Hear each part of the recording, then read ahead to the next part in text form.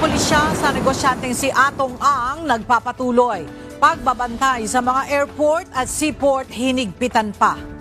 Sunog sa DPWH Cordillera Regional Office nagmula sa Financial Management Records ayon sa Bureau of Fire Protection. Nasunog na bahagi ng tanggapan bantay sarado ng pulisya. Executive Secretary Ralph Recto at dating PhilHealth President Emmanuel Ledesma Jr. muling sinampahan ang reklamo sa Office of the Ombudsman. Bagyong Ada napanatili ang lakas habang kumikilo sa direksyon ng west-northwestward sa Philippine Sea. Wind signal number 2 maaring itaas sa mga lugar na daraanan ng bagyo ayon sa Pag-asa. Biyahe ng ilang mga sasakyang pandagat sa mga rutang apektado ng Bagyong Ada. Kanselado. Coast Guard sa Bicol at Visayas nakaalerto na sa epekto ng bagyo. At bilang ng mga nasawi matapos mabagsakan ng crane ang isang tren sa Thailand, sumampa na sa 32. Bilang ng mga sugatan nasa 66 na rin.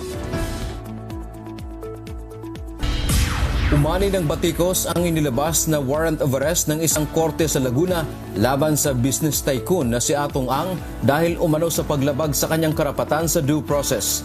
Ayon sa kanyang abogado na si Attorney Gabriel Villarreal, premature ang desisyon ng korte na maglabas ng arrest warrant laban sa kanyang kliyente kaugnay ng missing sa Bungeros case.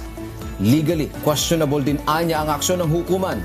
Dagdag pa ni Attorney Villarreal, umakto ang korte sa hindi kumpleto at one-sided na impormasyong ibinigay ng Department of Justice o DOJ. Hindi umano nito tinignan ang kontrasalaysay at ebidensya ng mga respondent kasama na si Ang. Ayon sa kampo ni Ang, gagamitin nila ang lahat ng paraang legal para i-challenge ang warrant. Naninindigan ang kampo ni Ang na inosente ito sa lahat ng mga kasong ibinabato sa kanya. Magandang tanghali sa iyo, Aga. Ipinag-utos ng PNP Acting Chief Police Lieutenant General Jose Melencio Nartates Jr. ang mahigpit na pagbabantay sa mga paliparan at pantalan sa bansa. Ayon kay Lieutenant General Nartates, ipinatutupad ng PNP ang mas mahigpit na pagbabantay o heightened monitoring sa mga port of exit bilang bahagi ng patuloy na manhunt. Inilunsad na rin aniya ng pulisya ang mga dedicated tracker team at intelligence unit para matiyak na walang suspect ang makalalabas ng bansa habang may nakabingbing mga warrant of arrest. Sa 18 akusado sa missing sa Bungero, 17 na ang naaresto ng CIDG. Kabilang dito ang 10 pulis, isang dating pulis at 6 na sibilyan. Tanging si Atong Ang na lamang ang hindi pa nahuhuli. Yes, Ella, sa ngayon ay wala pang formal na pahayag ang DPWH Cordillera regarding po dyan. Pero sa ngayon ay secured na ang DPWH car office. Makikita ang yellow fire lane na nakasulat na do not cross under BFP investigation. Ang Baguio City Police ay nakadeploy upang pigilan ang sinumang pumasok maliban sa autorisado.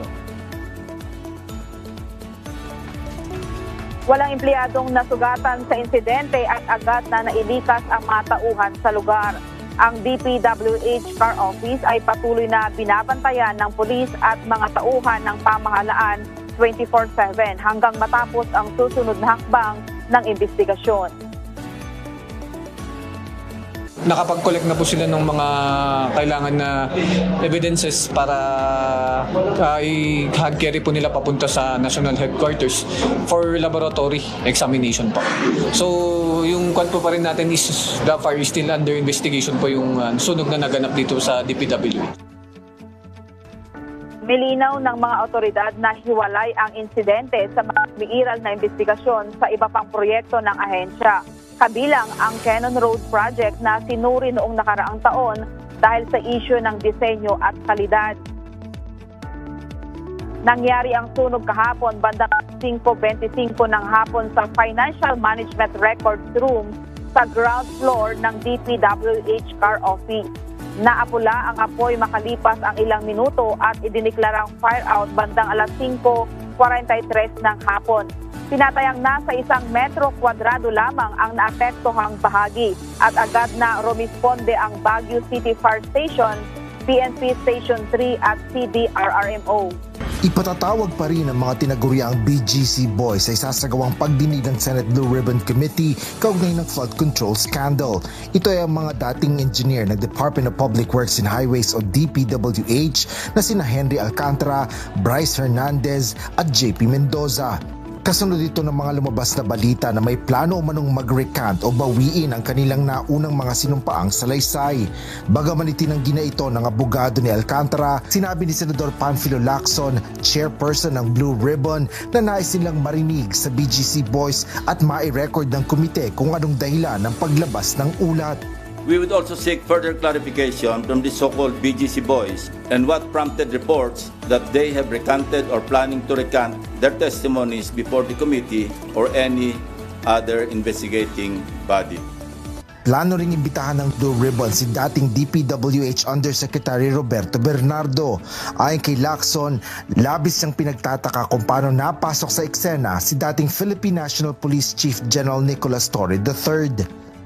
I also intend to clarify with former Yusek Bernardo the circumstances behind a failed attempt by former Chief PNP and now MMDA General Manager Nicolas Torre to take him under the custody of the latter and find out for what purpose. Nakatakdang isagawa ang pagdinig ng Blue Ribbon sa Lunes, January 19. Ton at nasamsam ng mga otoridad ang ilang luxury o mamahaling sasakyan na umano'y pag-aari ni dating Ako Bicol Party List Representative Zaldico sa pamamagitan ng isang individual na nag-walk-in at nagbigay ng impormasyon. Ito ang inihayag ni Independent Commission for Infrastructure o ICI Special Advisor Rodolfo Azurin Jr.